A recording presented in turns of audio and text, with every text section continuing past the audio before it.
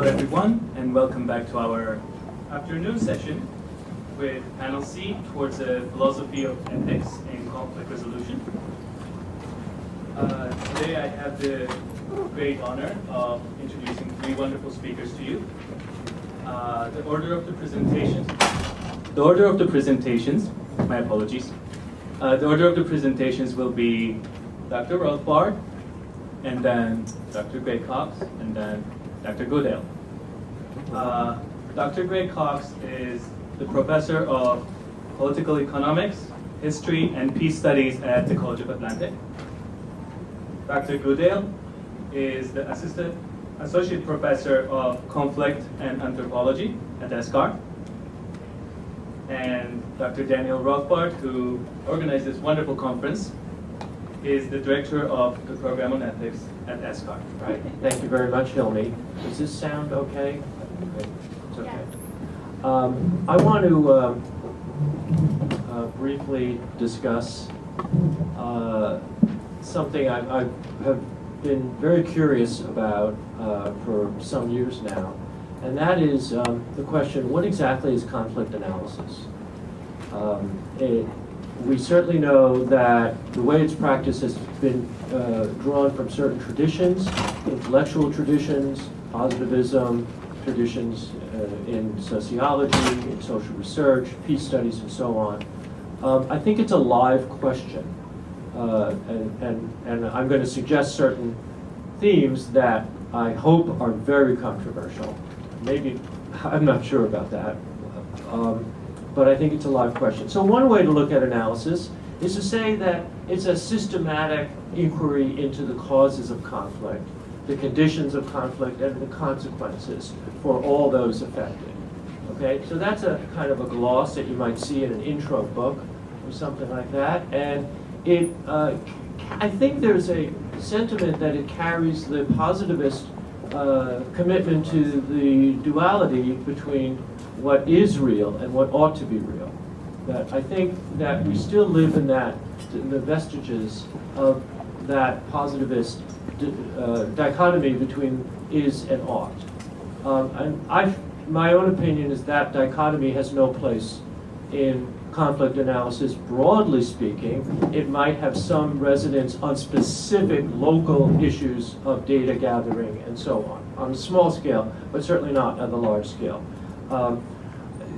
I think that analysis should be much more reflective. Analysts, including myself, should be much more reflective about the underlying commitments, assumptions, beliefs, and implications.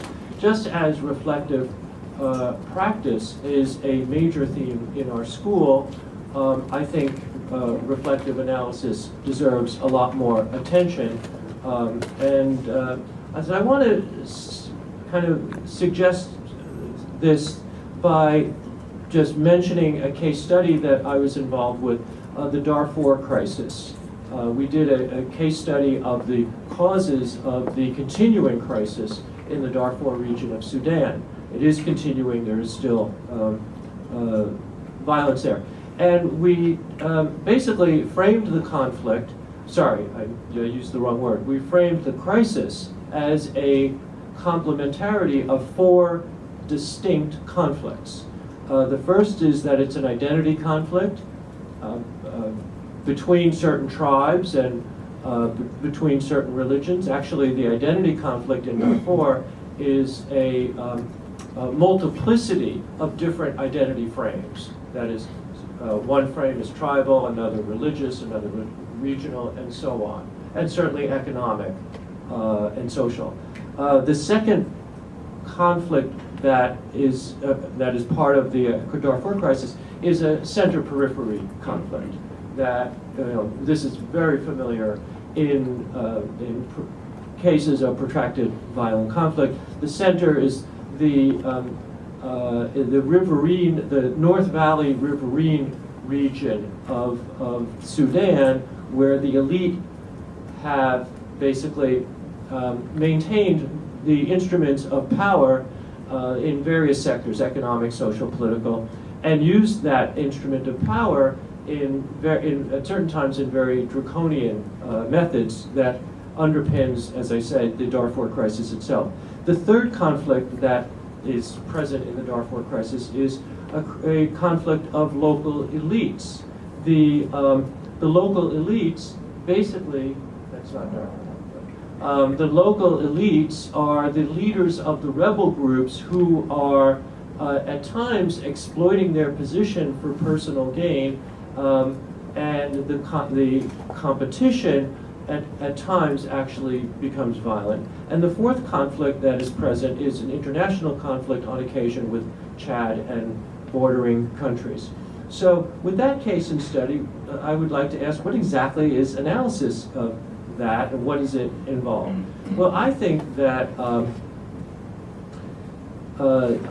in three respects, I suggest that analysis is fundamentally normative.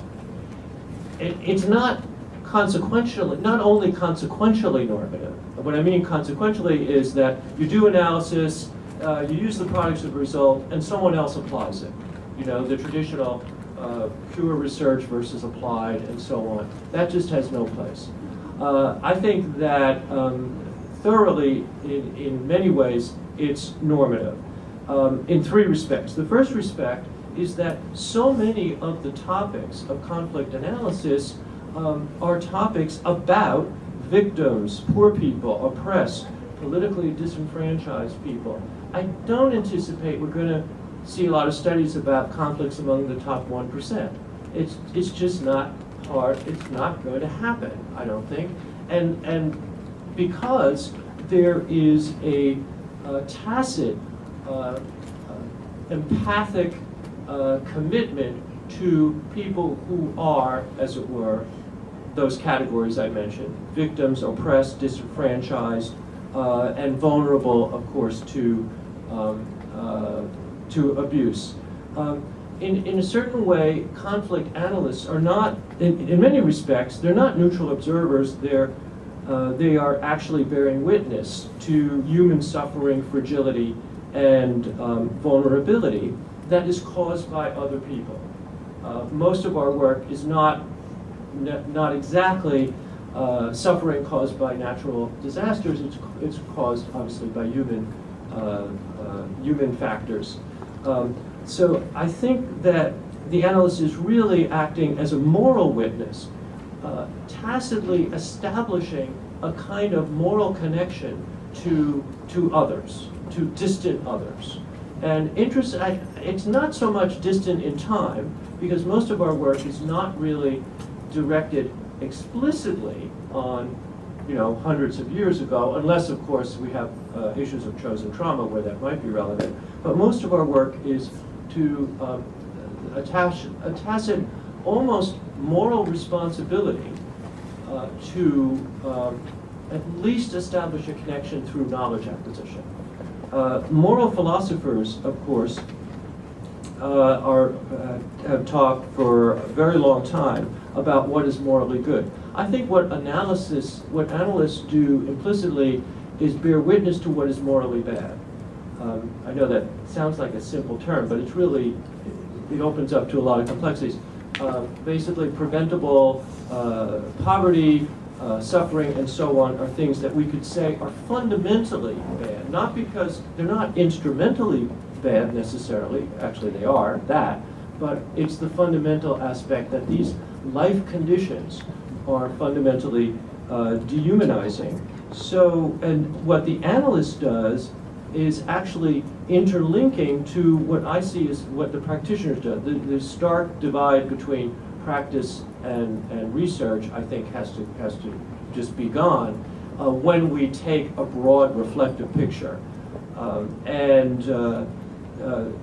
The analyst, I feel, tacitly is working in support of attempts to change conditions that are considered morally bad.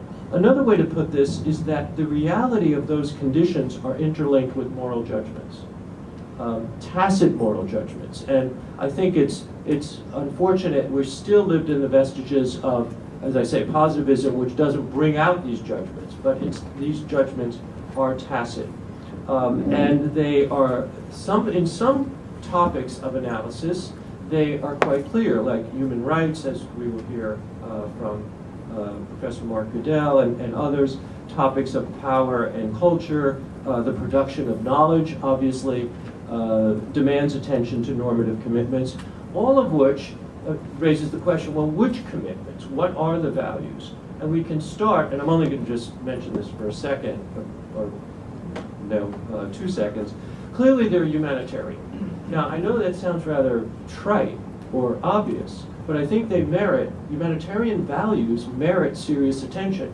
One value, which I think is under-examined in our field, is the inherent worth of human beings. I think that our field, in doing analysis, is committed to some kind of formulation of the inherent worth of each human being. So that's one way in which the field is normative, by topics. A second way in which the field is normative is by its concepts or categories. And some are obvious, like genocide. When genocide is defined as a denial of the right of existence of entire groups, the UN Genocide Convention, when it's defined that way and accepted as the definition, it's not impartial.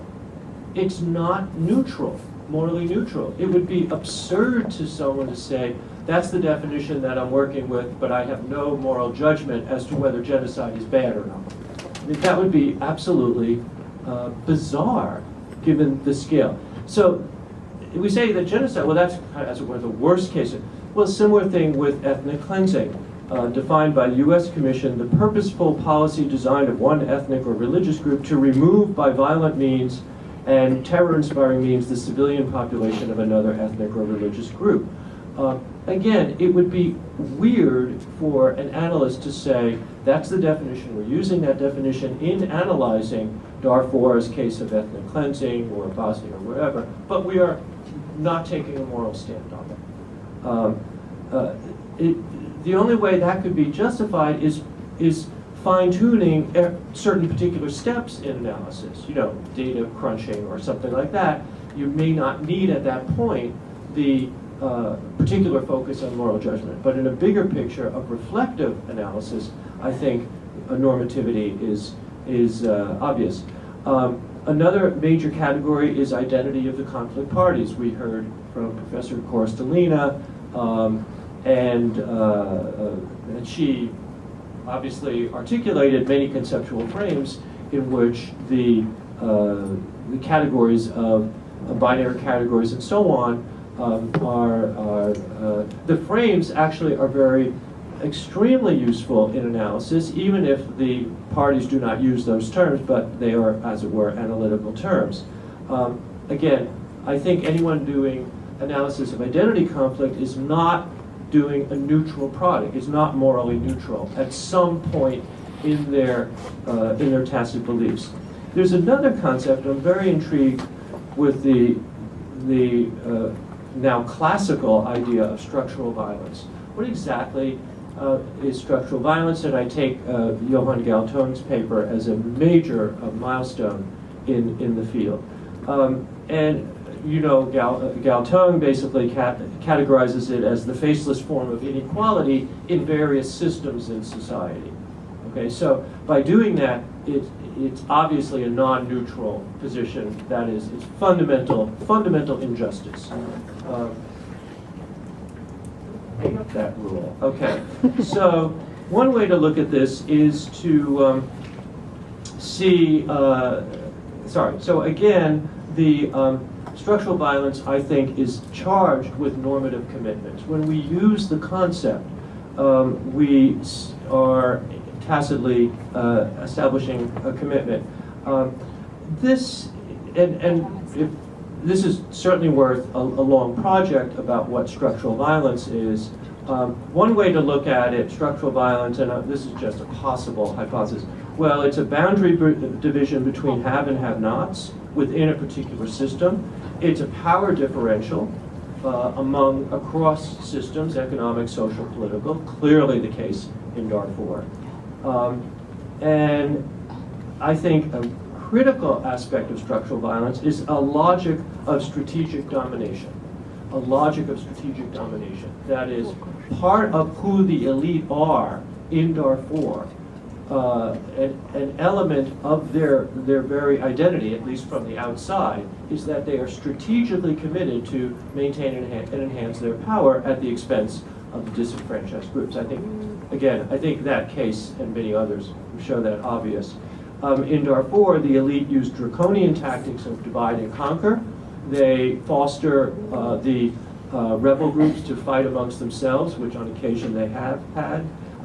They have even been instrumental in elevating as a powerful group one of the militia forces. Sorry, I didn't quite say that right. The central government in Darfur has made very salient the identity of the Janjaweed fighters. The Janjaweed in Darfur is not a, as it were, indigenous ethnic group. It's not a tribe. They have a very precarious relation with other Arab groups, the more indigenous Arab groups. They are a recent social construction that have gained power from the draconian tactics of the Khartoum government. And this is, again, an example of the logic of strategic domination that becomes part of the essence of the elite's hold on power. Again, highly normative. So again, just to summarize this section, many of the concepts, and I've only mentioned a few, are fundamentally normative.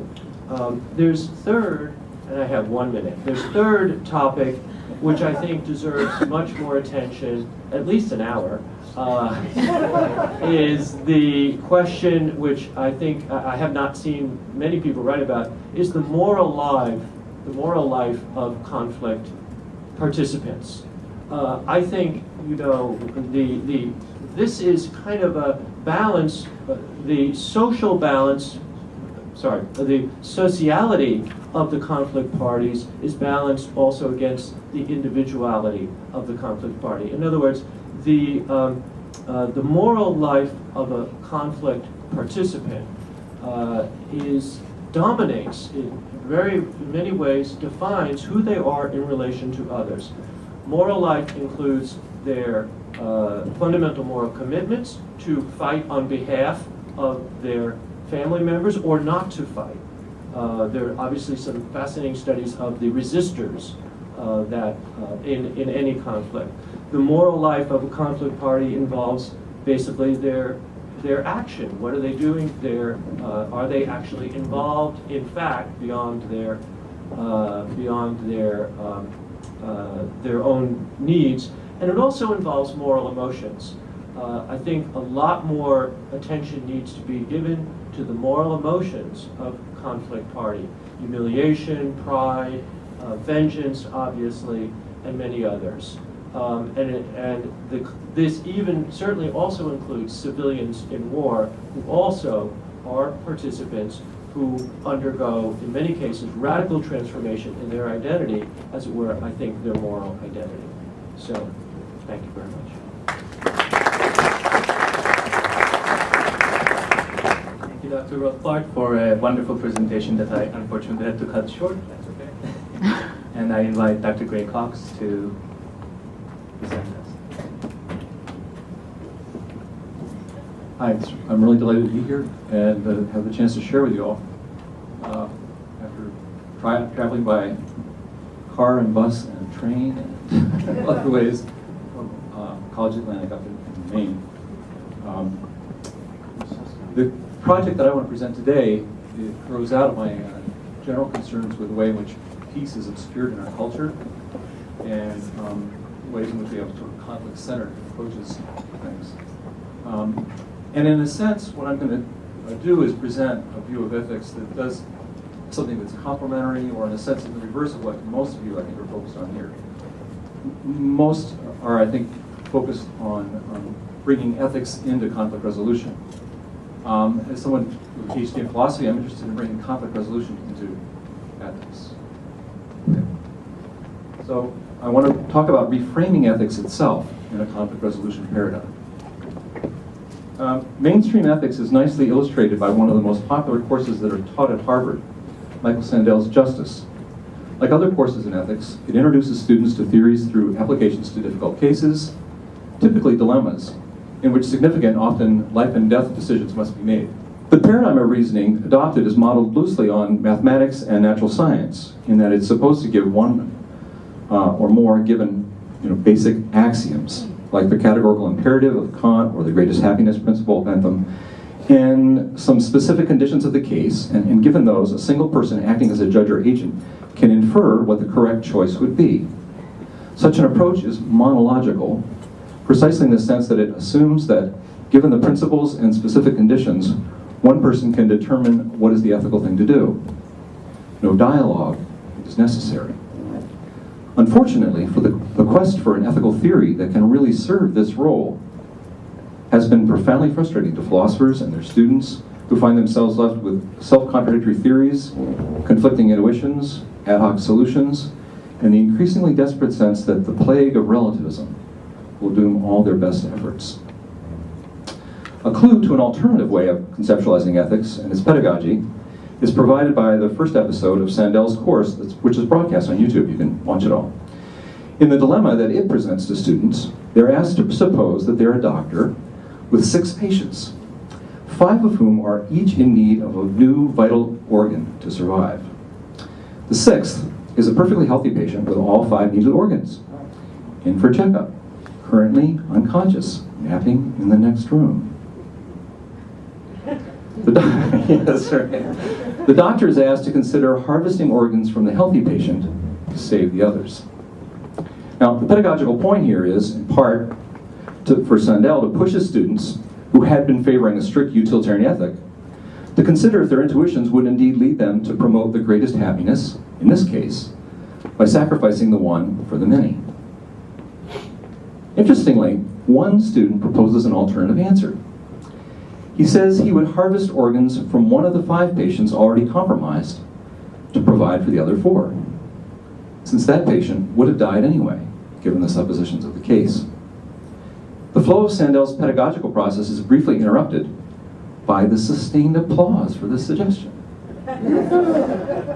Smiling, he comments, that's a pretty good idea. That's a great idea, except for the fact that you just wrecked the philosophical point. And then he redirects the discussion.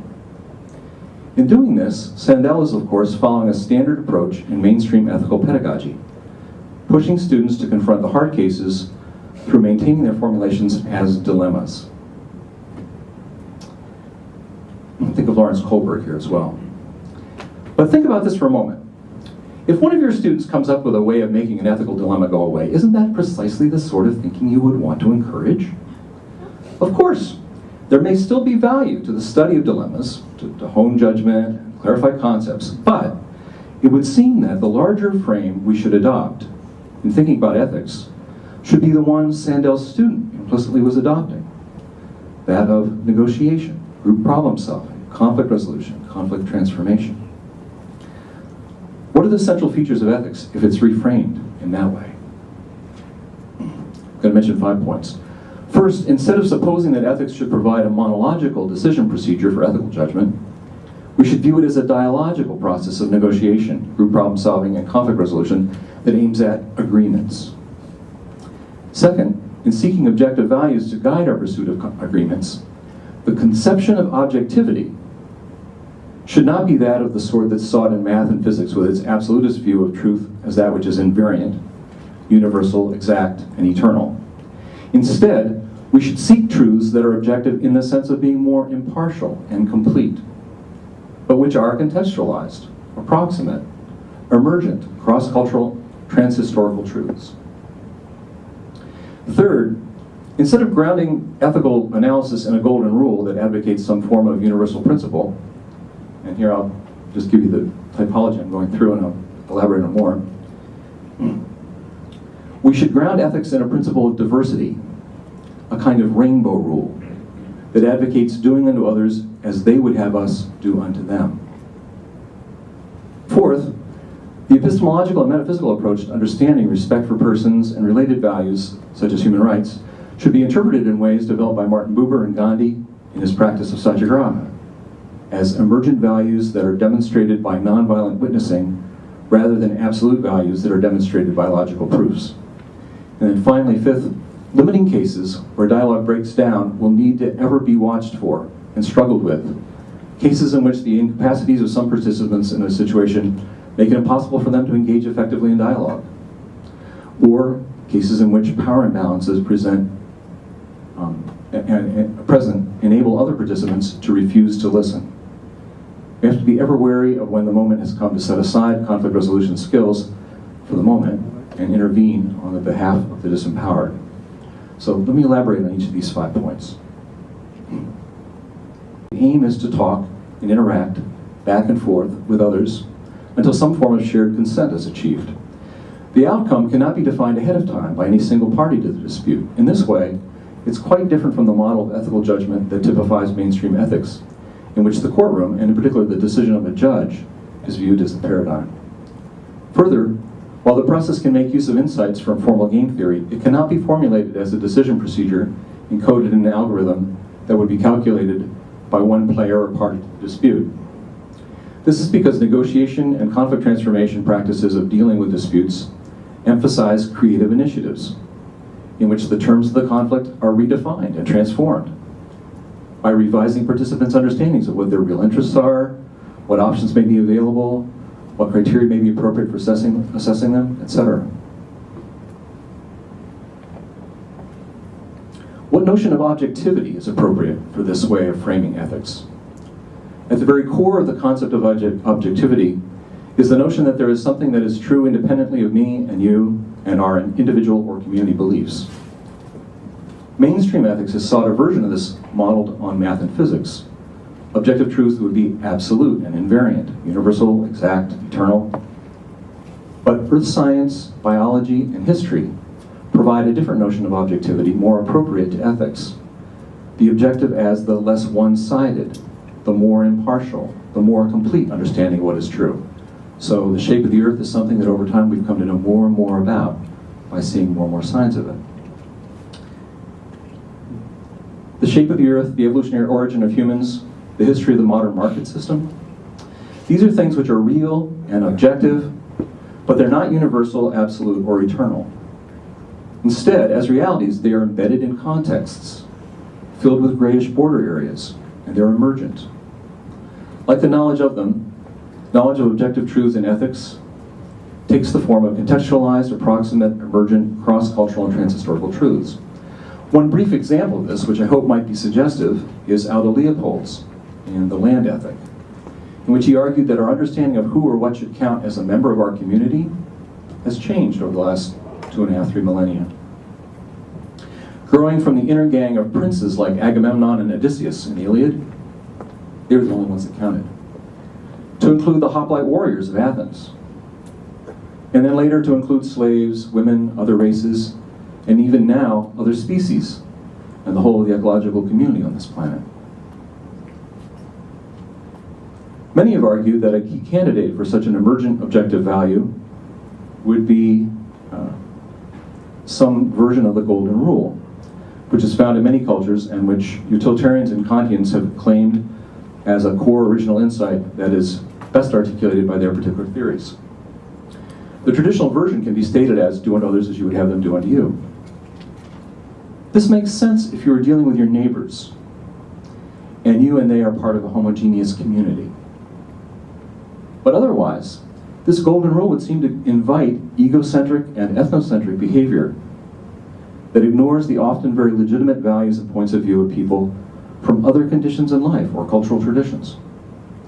Just as so many 19th century missionaries seem to have done in promulgating the golden rule and the Christian faith throughout the world. Flawed as they are in their powers of articulation and limited as we are in our powers of listening, it is still true that in general the best resource we have for figuring out what other people want is to ask them. And the best rule for taking their concerns into account in any situation is not do unto others as I would have them do unto me, but instead, to do unto others as they would have me do unto them. This second rule is one that recognizes and embraces the diversity in the world. It might be called the rainbow rule in that sense. It is a rule or a guideline that is widely applied in successful ways by wise people in settings where there is considerable diversity in the interests and the outlooks of the people involved. And it fits us to love not only neighbors who are like us, but enemies who are quite different.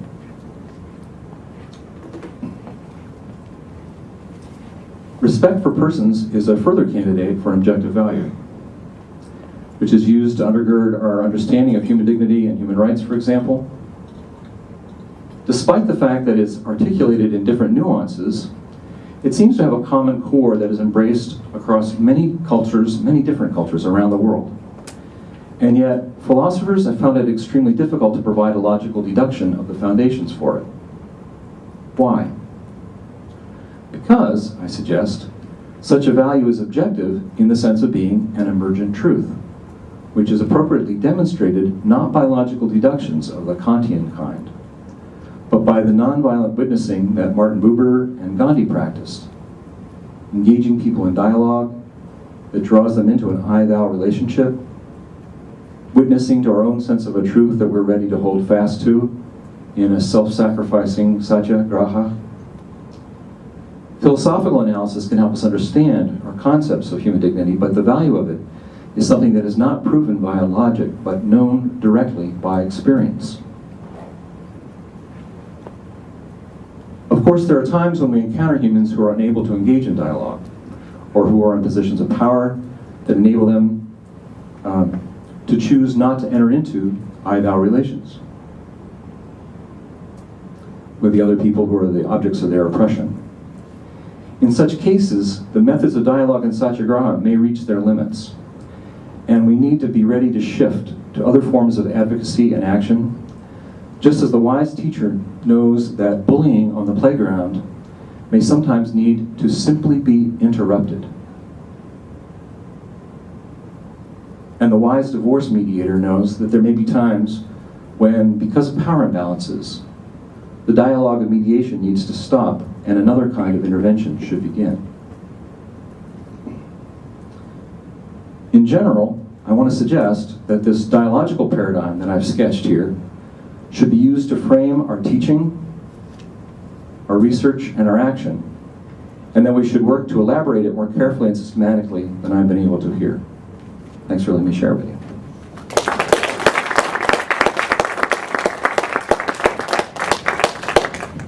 Thank you, Dr. Cox. Clearly, we need to have more philosophers around to consult on this topic.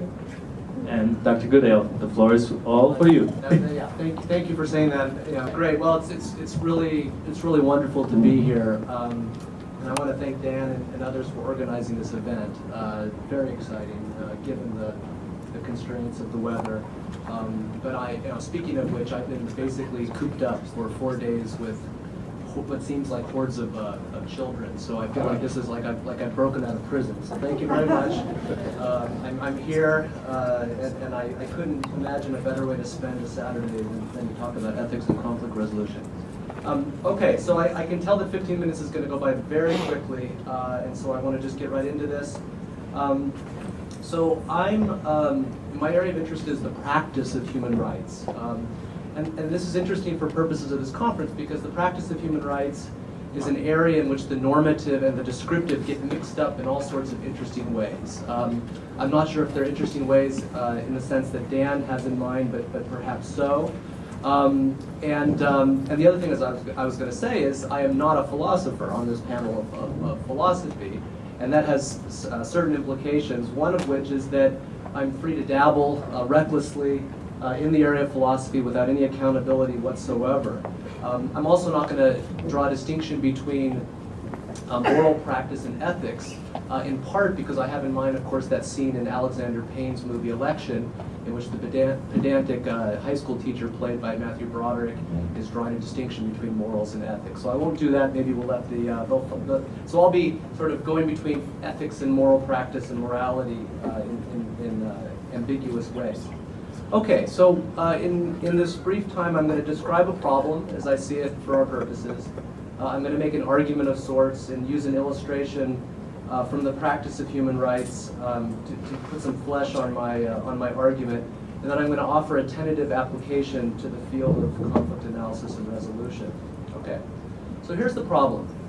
The problem is that the ethnography, the empirical study of human rights, has revealed a tremendous amount of diversity, unpredictability, and even what we might call normative heresy in the actual practices of human rights around the world. And what I mean by the ethnography of human rights is mostly anthropologists, but not exclusively, found themselves primarily in the post-Cold War, out in the world doing what they do, which is to study various kinds of social and other kinds of phenomena. And what they went out to do, and I'm speaking of myself in this case as well, is I went out to study conflict in this case in Latin America. And what I discovered was that human rights activism and human rights institutions had flooded the area of the world that I was interested in and had changed the landscape, as it were. And one of the things that this empirical study of human rights, again, primarily in the post-Cold War, has revealed is that much of the practice of human rights, much of what is important about the human rights, takes place outside the boundaries of courts, outside the boundaries of institutions, in those small, perhaps dialogic interactions between people in different kinds of ways.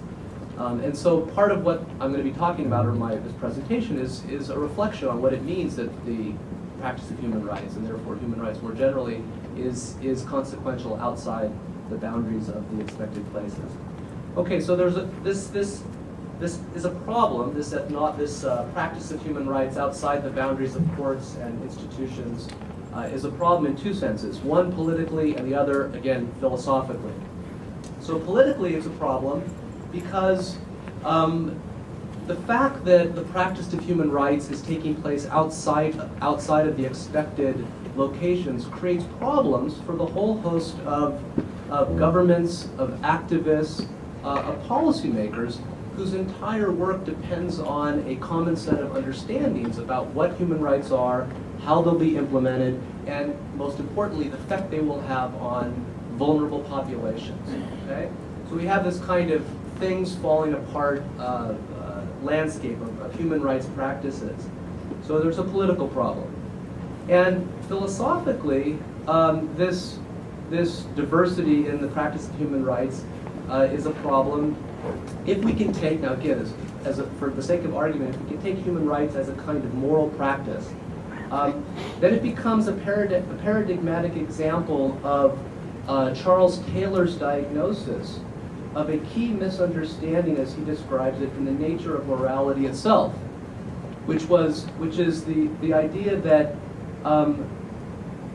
this legacy of understanding has taught us that moral practice should be a way to understand what it is right to do, rather than, he would argue, what it is right to be. Now, in other words, in terms of ethics, the ethnography of human rights practice has revealed it to be, in fact, again, now you can see I'll be dabbling here, has revealed it to be a kind of virtue ethics, masquerading as a consequentialist ethics, which thinks it's a deontological ethics. Hopefully I'll make that somewhat clear. Okay. Now there's a way in which this philosophical problem, the problem with the diversity of human rights practice coming up against this legacy of a dominant understanding of morality, that is, as a way to understand what it is right to do.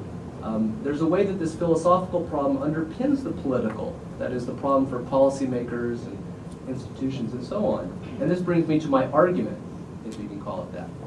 Now here, and I'm summarizing a larger piece, here I trace descriptively the various degrees of horror that greet what Sally Ingle Mary has called the vernacularization of human rights. And the example that I write about in the article that I'm summarizing here is a cultural practice that is used in Fiji called bulu bulu.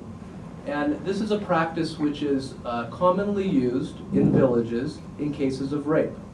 So someone has been raped, and instead of taking the case to the local court and bringing the state into the conflict, the primarily the fathers of the two families involved agree on a price, agree on a payment to be made to compensate the father whose daughter was raped for the violation. Now, once this practice became known to the international institutions which were responsible for monitoring Fiji's compliance with the Convention on the Elimination of All Forms of Discrimination Against Women, CEDAW, it created a huge uproar. Obviously, this was a practice which does not comply with CEDAW, which does not comply with the accepted practices, but which was understood by the Fijians as, in fact, a vernacularization, as a local moral practice which was consistent with CEDAW. So there was a conflict. It created problems. Okay. So this brings me back now to another legacy that's similar to the legacy that I talked about. This legacy, as Charles Taylor talks about, this legacy of moral misunderstanding. And I think this probably, although I wasn't here this morning, perhaps echoes some of what Solon was talking about. And that's a legacy between the distinction between the classic virtues of phronesis and poesis. And here in my article, again, in analyzing and drawing from this body of literature to understand the practice of human rights, I'm inspired by I'm not sure how well known, a philosopher called John Wall, who wrote a book that was a re-examination of Ricoeur's Poetics of the Will. And here we see an interesting reanalysis of the relationship between these virtues as they help us understand moral practice in the present. So very quickly, so phronesis, summarizing phronesis, this is the notion, this dominant practical virtue, which is the notion that describes the capability or willingness to self-evaluate action in terms of both prevailing social norms and desired ends. So some characteristics of phronesis, which again continue to affect our understanding of moral practice in the present, is one is this capability develops over a lifetime. It's not something you're born with. You learn phronesis in the Aristotelian sense. Two, this kind of virtue as it develops over a lifetime, it gives a person the ability to shape action to structure, and by structure I'm talking about normative structure, in increasingly more sophisticated ways. So the wise person in this phronetic sense is one who is best able to, in a more sophisticated way, shape action to structure. And then finally, and in many ways most importantly for my purposes, phronesis as a virtue which still shapes our understanding of moral practice in the present is arguably non-generative, non-creative. And this is contrasted with another virtue, a radically different kind of virtue, which influences my analysis, poesis. Now, poesis encompasses a much narrower range of human action, right? And of course, poesis is the virtue, again, I don't know what Solon was talking about, which gives rise to our modern notion of poetics and creativity and the association of the isolated genius and the artist who's able to produce something de novo from nothing and so on. So this virtue encompasses, obviously, compared to phronesis, a much narrower range of action. Most importantly, for my purposes, is the virtue which describes generative human action, and also poesis describes those forms of action which are unpredictable, potentially dangerous, and also potentially transformative. Okay, so let me take this kind of hodgepodge and return back to human rights practice. Now, when we think of the ethnography of human rights practice, what we see a poetic, in fact, or generative practice. This is the empirical observation, in tension with a dominant structure that demands or expects the shaping of action to norms. In other words, we see a poetic practice in tension with a set of phronetic expectations as embedded in human rights norms and institutions. And if the practice of human rights is generative, it is generative in a very specific sense. This is going to now echo Charles Cousy, why I brought up Charles Taylor. So what is being transformed in the practice of human rights is less the structures of society that produce vulnerability and more the conception of the self or collective self that must endure or perhaps resist vulnerability. Now in this context, we might recall Agnes Heller's observation that the starting point of the moral attitude is monological, and that the non-reciprocal character of the initial moral gesture needs to be emphatically underlined. Now what I would say in relation to this is that what the ethnography of human rights reveals is that this monological or this dialogue with the self around the kind of self or new self one might be is not limited to what Heller calls an initial gesture, but in fact is a thoroughgoing part of the practice of human rights more generally. Okay, so let me illustrate this with an example drawn from the ethnography of human rights. And here I'm going to be referring to Shannon Speed's ethnography of the Zapatista rebellion in Chiapas, which she calls Rights in Rebellion. And what was really rebelling in this case was less the Zapatistas against the Mexican state, but their use of human rights by Zapatista leaders. To the great consternation, I might add, of mostly foreign human rights activists who descended, some of you might maybe were participating in this in your life, who were descending on Mexico, perhaps with Che Guevara fantasies of discovering Che Guevara in the person of Comandante Marcos, right? With masks and so on. And so what we see, what Shannon Speed writes about is that what emerges generatively through the practice of human rights, through the practice of human rights, and I'm going to be good, through the practice of human rights in Mexico is importantly less a new set of norms for challenging the state than a framework for reimagining, in this case, collective selfhood. Now, as a historical matter, what was interesting in the case of the Zapatistas is that this human rights discourse does not arrive in a vacuum. In fact, what she writes about is the creative tensions between three competing discourses of collective selfhood. One, drawn from early 20th century revolutionary Mexican ideology. Two, a kind of neoliberal or first generation human rights discourse which emphasized individual autonomy. And then third, a third generation indigenous rights discourse which emphasized collective empowerment. And the creative resolution in the case of the Zapatistas was organic, in the sense of rooted in place. It was unpredictable, unexpected, and totally at odds with the understanding of the relationship between human rights norms and social change, which is embodied in this frenetic structure. Okay, very quickly, applications to the application of this rough analysis to conflict analysis and resolution. Now, leaving aside theories of conflict, maybe theories of the person, if you focus on conflict resolution practice, teaching 501, Introduction to Conflict Resolution, so I'm right up in front of this.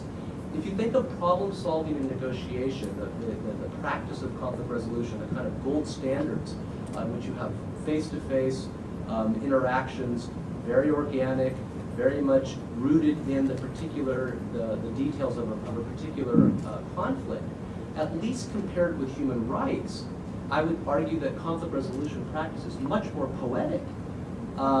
Indeed, and in fact, and so as many of you know, I study the relationship in part between conflict resolution, broadly defined, and human rights. And one of the things we see is that conflict resolution is very controversial in post-conflict processes in which human rights, those more frenetic applications, are the hegemonic dominant processes for dealing with post-genocide processes and so on. And I think one of the ways in which we now, if what I say has any merit, one of the ways we can understand the problematic nature is because we see conflict resolution as a poetic practice existing or having to make its way within a largely frenetic, still frenetic world. And perhaps we will find a little bit more. Thank you.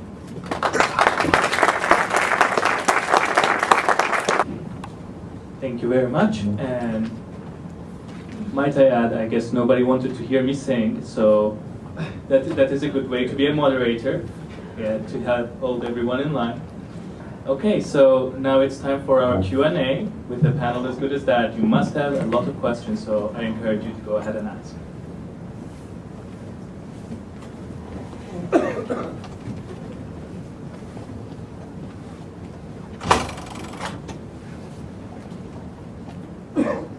Excuse me.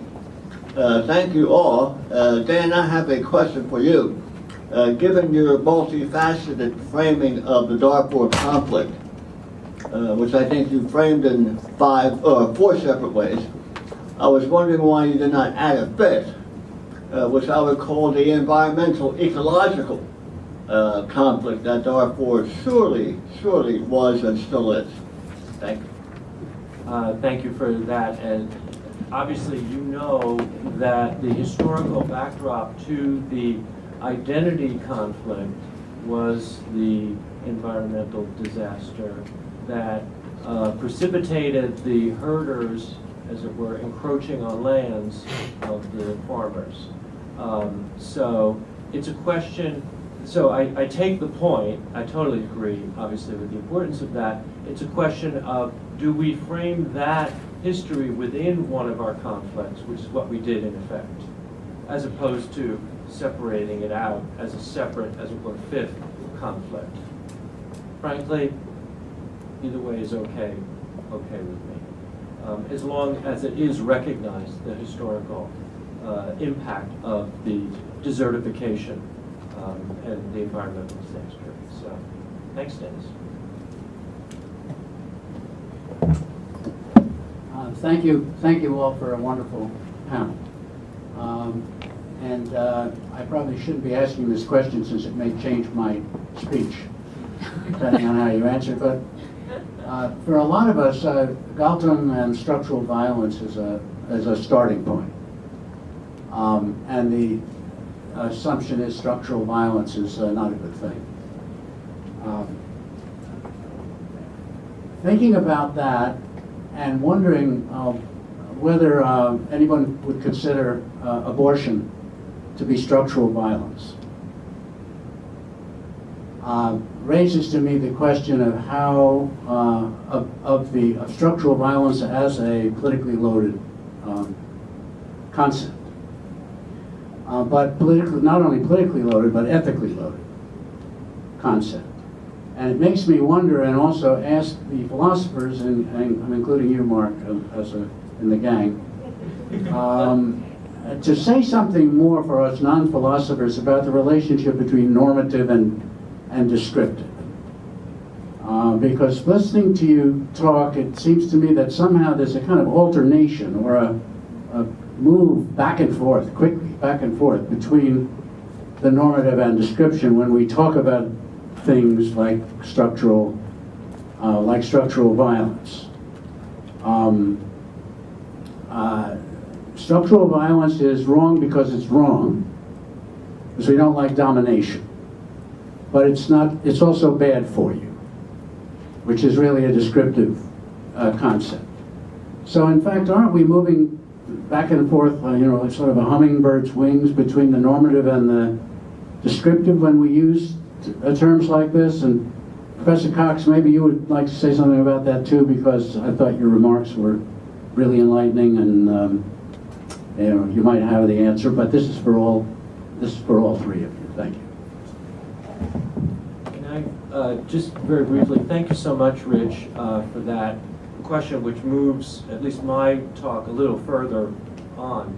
I think there's a wide range of categories we use often where there is no sharp division between the reality and the normative judgment. That it's only on the surface, the division is apparent. It's not, quote, substantial at the base of it.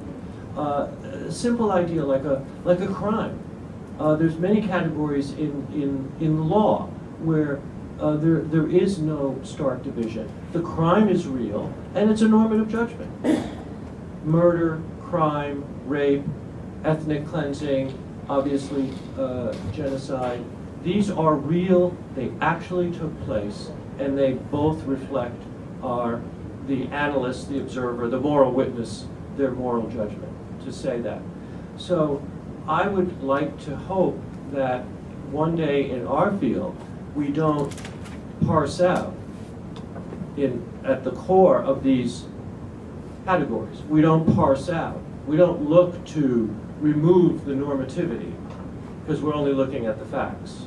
Or we don't stay only with the ideal world of ethics removed from the grounding.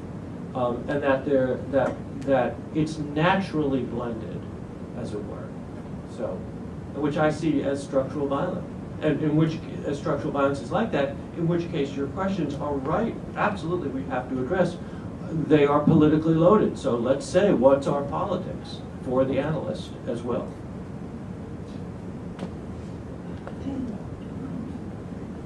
So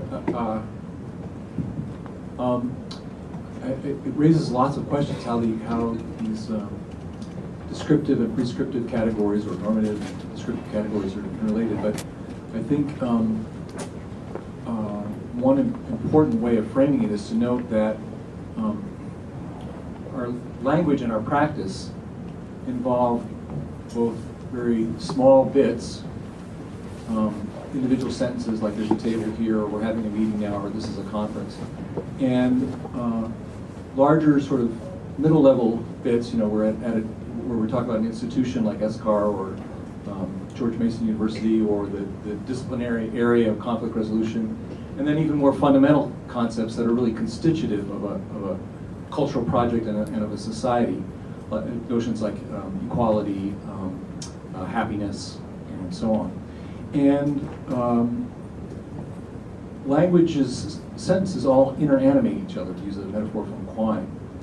Or another way to put it is that there's a kind of holistic character to our discourse. And so I think that all our language is irretrievably, irrevocably infected with values, because some of our most fundamental categories that we use to sort of constitute the systems of meaning that we have are value-laden, and they're interrelated with all these other ones that have more predominantly descriptive character. I don't know if that's really helpful in terms of your question, but I think that there's been a lot of work on this kind of thing in philosophy of social science, and the basic project that positivists had to try and come up with value-neutral terms that were objective in the sense that they had no tinge or taint of values, and could be used, for example, to describe incidents of war in a completely objective way. It was just a misbegotten enterprise. It was founded on a misunderstanding as to what the nature of society is as something we would want to study, and what social studies should be when they look at it. Again, given my own presentation, Rich, is that when you think about social justice processes, or again the practice of human rights, if you're approaching it from an emic, ethnographic, empirical perspective, these questions, then you see that the problem is that the empirical, that the descriptive and the normative, and again this might have meaning for Dan's problematic, is that the normative and the descriptive, as we might call it, or the normative and the empirical, get mixed up, because the normative claims themselves are an essential part of, in this case, the practice of human rights. When social leaders, when ordinary people take up this discourse, as I've described it, they are in a way engaging in their own normative, they're engaging with the normative questions as part of the practice of human rights. So I think we have to draw a distinction between the normative as an analytical question and the normative as maybe an empirical or practical question. And I think if we, again, break down the boundaries between, say, the empirical and the analytical, then I think we start to look at, there's a possible window in which we can reimagine the relationship between the descriptive and the normative. Dr. Sandra, did you have a follow-up? Yeah, I have a quick response to Mark. Mark, can we say therefore that the normative frames the descriptive? Pardon me? The normative frames the descriptive. Well, and if what I say is true, that the practice of human rights is poetic or generative or transformative in important ways, then in certain cases the descriptive frames the normative. New understandings of the normative emerge within the practice of human rights. Some, as I said, to the great consternation of institutions and actors who would like to see the normative in a neat and tidy way framing, the social in this case. Innocent, did you have a question? Yeah, sure, I do. I have two questions. One is I would like to hear a little bit more about the moral life of a conflict participant within my country. Sorry about that. I have two questions. One is I would like to hear a little bit more about the moral life of a conflict participant. And then the second question is, how do we create, from an ethnographic perspective, how do we create that artistic, poetic, harmonious conversation between the ethnography and on one side, and then the new liberalism as far as human rights is concerned, and ethics? Thank you. I'm sorry. I've been trying to do, you can't do two things at once. Listen and listen to two people. I'm sorry. Yeah, I think the first question was directed to you. Okay. And I asked if you could say a little bit more about the moral life of a conflict participant. Oh. And then the second question was directed to Professor Mann. Okay. Yeah. The moral, I would say that the conflict participant is establishing a moral stance, is actually reestablishing their moral stance, as it were. I'm invoking Goffman's notion of a moral career. We all have a moral career. Sometimes we think about it. Oftentimes we don't. But any kind of value that underpins relations, especially close relations, reflects that career. What conflicts do is change the moral career for most of its participants. And that's a topic, and this, again, by action, they choose to help some people, not other people, and so on. And also it changes their moral stance, their moral existence in the aftermath of conflict, or in the subsequent stages when the fighting stops. So I'm particularly impressed with Mark's point about poesis, that this is a kind of dialogue with the self. And we see this all the time with soldiers coming back. Their notions of trauma have been opened up to moral injury, is now a prominent category of attention for soldiers, but we also need to be attentive to civilians who also undergo trauma and moral injury. So I think one of the, my story is not an optimistic or a prescriptive one.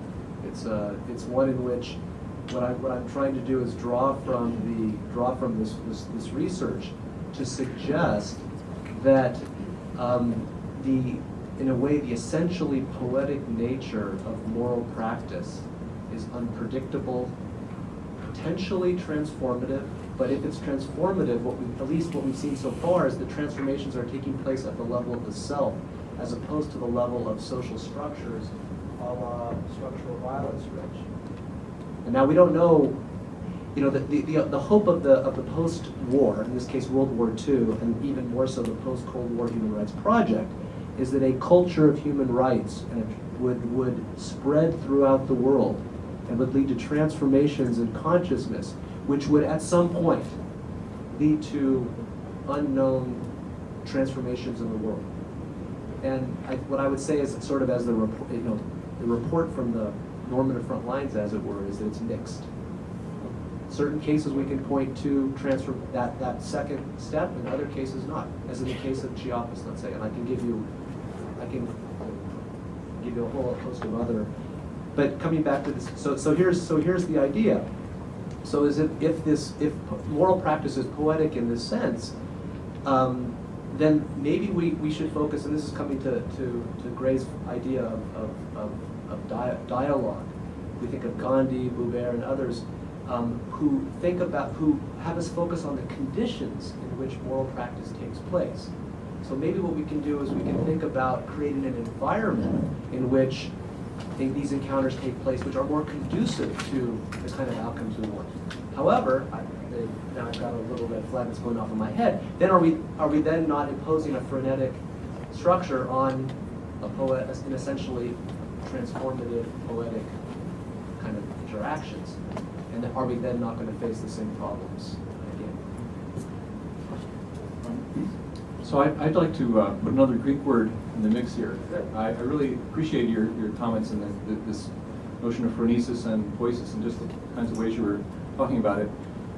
There's a term that Socrates used to describe his own kind of dialogical process, which was maieusis, or it was a maieutic process. And it came from the Greek word for midwife. The idea was that there's this reality that's coming to be born. And I think in terms of looking for metaphors for conflict resolution and conflict transformation processes, the birth process is a really interesting one to focus on, because when it works well, there are no winners and losers at all. It's not a win, or you could call it win-win, but it's really not about winning at all. And it really alters the basic framework and the way you're thinking about things. But it's very much a creative process, and yet it's one that is not just purely creative in the way that someone is just totally inventing. There's a reality that's coming to be born, whether it's giving birth to a community or an individual's dignity. So I'm not sure quite where to go with it, but it would be interesting to have a dialogue about poiesis and maieutic and how they relate, especially in the context of our culture, which I think you're right in saying is very phronetic or judgment, conflict-centered. I would just briefly respond, or just again, this is the first I've heard of this, but if you think about the giving birth, the process of bringing forth as a metaphor to play that forward, is that what emerges is predetermined. In other words, the thing itself is known, its destiny is already predetermined. Not in what someone will do, but what someone is or looks like. But maybe with the uncertainty in what that thing will eventually be. Well, We have a kind of mixture of both. this could be a really interesting dialogue. I had identical twin daughters. They came out very different. So and I think so. At least there's room in that birth metaphor for the notion that there's a lot of creativity. Yeah. Okay, unfortunately, we have only time for 2 more questions. One was over here, and one over here. Thank you. Yes.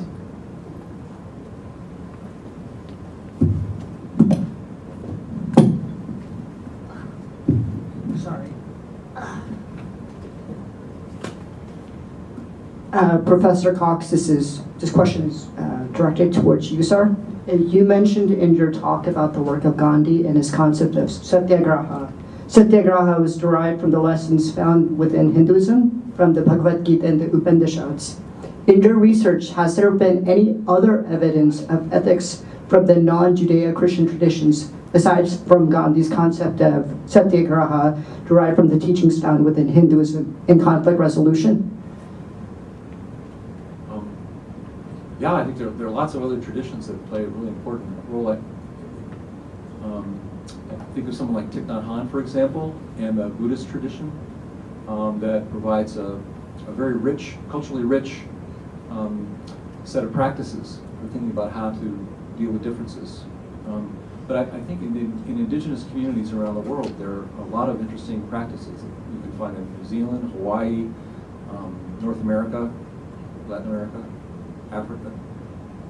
Does that address your question? Yeah.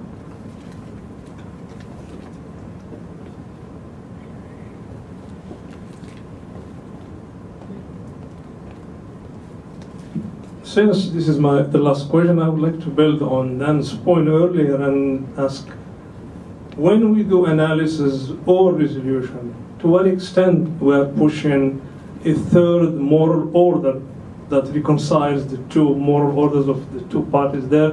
To me, it looks like when we appear in any facilitation room, we symbolize the return to morality in the eye of the weak side, and maybe a renegotiated morality or a maneuvering of morality when it comes to the powerful side. And also, I think without that moral order that comes to the room, we don't have power, basically. So the only power we have is some moral power. And I would like to draw a parallel between the transformation of conflict analysis and resolution and that of journalism. For decades, people have advocated neutrality, neutrality, neutrality, and it seems this term has to retire, and I think it has already retired. Now we're even debating impartiality. And there was this reporter, BBC reporter, with the name of Martin Bell, who became a member of the House of Commons in London, who developed this notion of journalism of attachment. So my question is, what stops us, or what are the risks of this attachment to a moral conflict analysis and resolutions, since we are no longer captivated within those techniques and those guidelines that are set within the dispute resolution framework? Thank you for that very tough question. I don't know exactly the details of journalism of attachment, but regarding the risk, there is an obvious risk of analysts acknowledging their moral stance to the subject matter. That risk is that they are vulnerable to being accused of being partial, and which is the scourge for positivists. The positivists are vehemently committed for impartiality, obviously. So once the partiality is acknowledged, and again, I agree with those who say it's unavoidable that the analyst does take a moral stance, very indirectly and not explicitly, in the process of the work. Even though that stance is not explicit at every stage of analytic work. So the risk is great, but it's the benefit, the acknowledgement, is to broaden the scope, to establish interlinkages with practice, which I think is obviously necessary, and to establish a grounding to what an analyst is by placing the analyst in the process of the work himself or herself. That it's much more of a connected process, reestablishing the relationship between the analyst researcher and the people who are being researched. So that's all. Thank you very much. This is the end of our panel on towards philosophy of ethics and in conflict resolution. And we'll accept a round of applause for our participants.